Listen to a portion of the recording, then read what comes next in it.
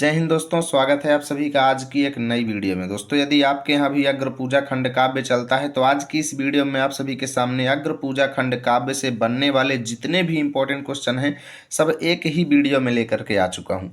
यानी मेरे कहने का मतलब ये है कि अगर आप आज की ये वीडियो को अंत तक देख लेते हैं तो अग्र पूजा खंड काव्य से बनने वाले सभी प्रश्नों को आप कर पाएंगे और 3 नंबर बोर्ड एग्जाम में आप कन्फर्म कर पाएंगे। तो चलिए हम लोग बिना देरी के हुए आज की इस वीडियो की शुरुआत करते हैं और अग्र पूजा खंड काव्य से बनने वाले सभी प्रश्नों को देख लेते हैं। देखिए दोस्तों, अग्र पूजा खंड काव्य से 2 टाइप के प्रश्न बनते हैं। पहला होता है कि अग्र पूजा खंड काव्य का सारांश लिखो, या फिर इसी को कथा वस्तु भी पूछ लेता है कि अग्र पूजा खंड काव्य की कथा वस्तु लिखो। और दूसरा टाइप का क्वेश्चन बनता है कि भाई अग्र पूजा खंड काव्य के प्रमुख नायक जो हैं उनका चरित्र चित्रण लिखो। ठीक है, तो हम सबसे पहले क्या करेंगे दोस्तों, अग्र पूजा खंड काव्य के सारांश को देखेंगे। अब देखिए, ये दोनों क्वेश्चन क्या होते हैं, अथवा में करके आता है। या तो आप सारांश लिख दो या फिर आप नायक का चरित्र चित्रण लिख दो। दोनों में से अगर आप कोई एक भी करेंगे तो पूरे के पूरे 3 नंबर आपको मिलेंगे। तो सबसे पहले हम सारांश को समझ लेते हैं, उसके बाद फिर हम चरित्र चित्रण देख लेंगे और इस तरीके से 2 में से कोई ना कोई हमारा एग्जाम में जरूर फंस जाएगा। तो चलिए हम वीडियो की शुरुआत करते हैं और सबसे पहले हम लोग अग्र पूजा खंड काव्य का सारांश समझते हैं। तो देखिए दोस्तों, आपको हेडिंग ऐसे ही एग्जाम में बनाना है, लेकिन काले स्केच या काले पेन से ही बनाना है, लाल का यूज नहीं करना है। उसके बाद लिखना है कि अग्र पूजा खंड काव्य की कथा महाभारत से ली गई है, जिसके रचयिता कौन है, श्री राम बहोरी शुक्ल हैं। इसकी कथा को 6 सर्गों में बांटा गया है, जिसका सर्गवार सारांश इस प्रकार है।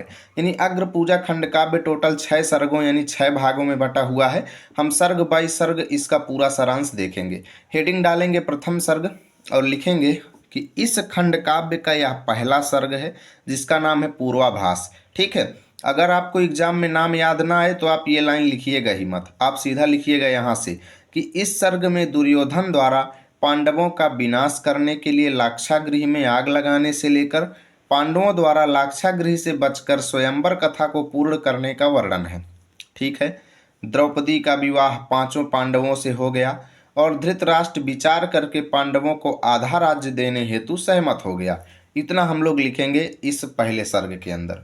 उसके बाद हमें हेडिंग डालना है द्वितीय सर्ग और लिखेंगे अग्र पूजा खंड काव्य का दूसरा सर्ग, जिसका नाम है सभारंभ। क्या है, सभारंभ।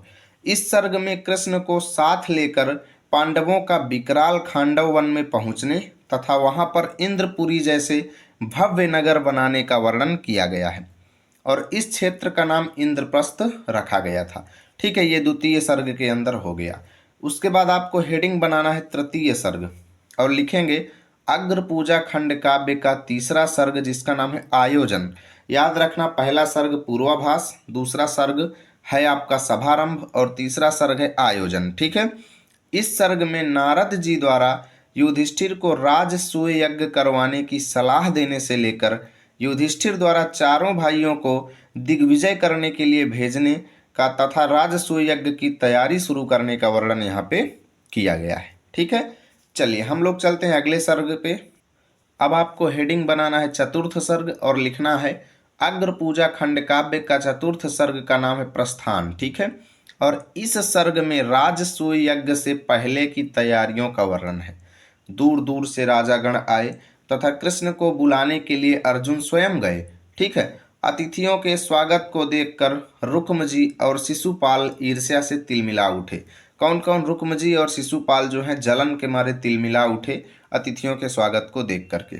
उसके बाद आपको हेडिंग बनाना है पंचम सर्ग और लिखना है अग्र पूजा खंड काव्य का 5वां सर्ग अग्र पूजा है, जिसका नाम क्या है, अग्र पूजा। ठीक है, जब यज्ञ चल रहा था तभी भीष्म ने पूछा कि अग्र पूजा का अधिकारी कौन है, तो सहदेव ने बताया कि श्री कृष्ण ही अग्र पूजा के अधिकारी हैं।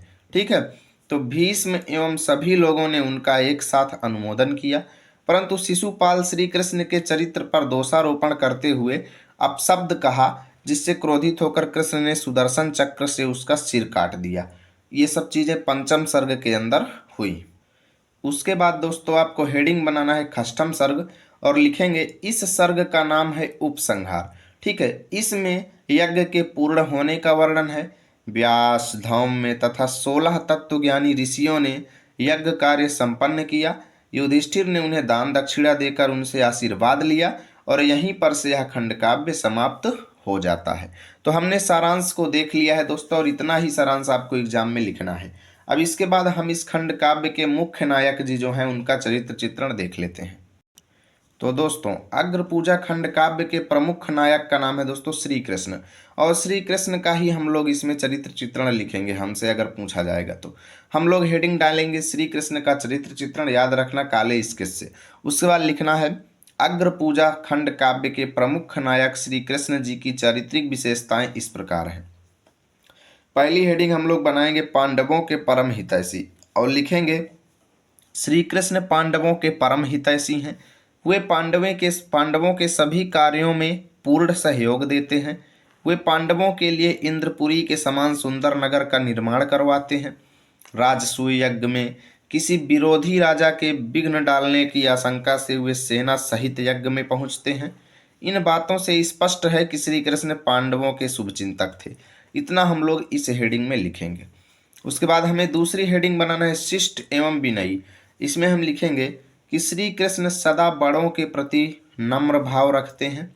वे कुंती आदि पूज्य जनों के सम्मुख शिष्टाचार और नम्रता का व्यवहार करते हैं। वे राजसूय यज्ञ में ब्राह्मणों के चरणों को धोकर स्वयं को शिष्ट एवं विनम्र सिद्ध कर देते हैं। तीसरी हेडिंग हमें बनाना है लीलाकारी दिव्य पुरुष। लिखेंगे श्री कृष्ण एक दिव्य पुरुष थे। विश्वकर्मा से भयानक खांडव वन में विशाल नगर का निर्माण करवा देना उनको अलौकिक पुरुष सिद्ध करने का प्रत्यक्ष प्रमाण है। इतना हम लोग लिखेंगे। अब दोस्तों, हमें हेडिंग बनाना है क्षमाशील। कौन सी हेडिंग बनाना है? क्षमाशील। और आगे हम लिखेंगे कि श्री कृष्ण में क्षमाशीलता कूट कूट कर भरी हुई है। वह शिशुपाल द्वारा कहे गए अपशब्द को शांत भाव से क्षमा करते हैं, परंतु जब वह ज़्यादा गलती करता है तभी उसका सिर काटते हैं। वे आदर्श मानव है। इतना हम लोग क्षमाशील हेडिंग में लिखेंगे। ठीक है जी। उसके बाद हमें पांचवी हेडिंग बनाना है दोस्तों सौंदर्यशाली, और हम लोग लिखेंगे इसमें कि श्री कृष्ण अलौकिक महापुरुष और अनुपम सौंदर्यशाली थे, अर्थात वो दिखने में बहुत ज़्यादा आकर्षक थे, बहुत ज़्यादा सुंदर लगते थे। ठीक है। इंद्रप्रस्थ से जाते समय सभी नगरवासी उनके सौंदर्य को देखने के लिए दौड़ पड़े थे। ठीक है। इंद्रप्रस्थ की नारियां उनकी मधुर मुस्कान पर मुग्ध होकर न्यौछावर हो जाती हैं। इतना हम लोग लिखेंगे।